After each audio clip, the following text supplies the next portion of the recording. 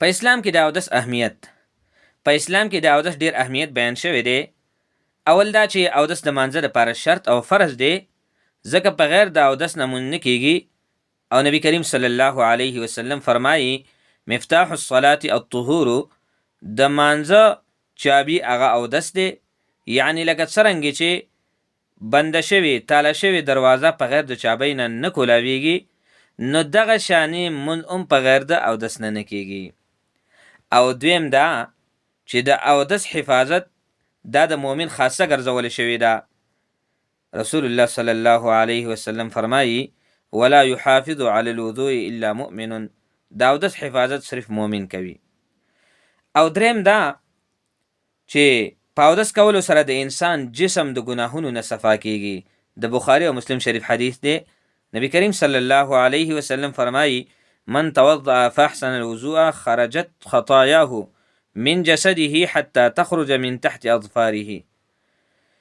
څوک چې اودس وکړي او په ښه شان یې وکړي، یعنی د هغې د فرایضو د سنتو او د مستحباتو لحاظ وساتي، نو د هغه صغیره ګناهونه د بدن نه وځي، تر دې پورې چې د نوکانو لاندې ګناهونه هم ختم شي، هغه ته هم چې کوم دی نو لاړ شي، صفا شي. نو په اودس سره صغیره ګناهونه الله رب العزت معاف کوي. او څلورم دا چې په اودس کولو سره پاکوالی او صفایي راځي، او دی پاکیزګۍ ته، دی صفایي ته نیم ایمان ویلی شوی دی. نبی علیه الصلاة والسلام فرمایي چې الطهور نصف الایمان، الطهور نصف الایمان، پاک اوسېدل صفایي دا نیم ایمان دی. وجه دا ده چې د ایمان سره صغیره او کبیره ټول ګناهونه معاف کیږي.